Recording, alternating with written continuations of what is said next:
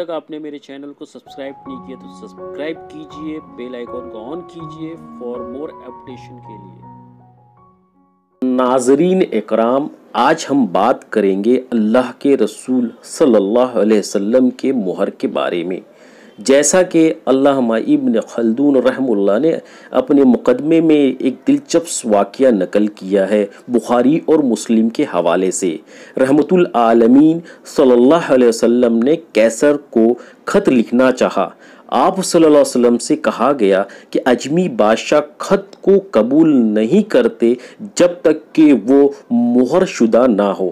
آخر کار آپ صلی اللہ علیہ وسلم نے چاندی کی ایک انگوٹھی بنوائی جس پر محمد رسول اللہ کندہ کروایا۔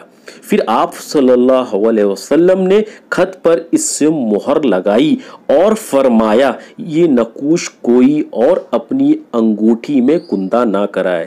اس سے ابو بکر اور عمر بن خطاب نے کام لیا، حتیٰ کہ یہ عثمان غنی رضی اللہ عنہ کے ہاتھ سے ایک کنویں عقائبر ارس میں گر گئی۔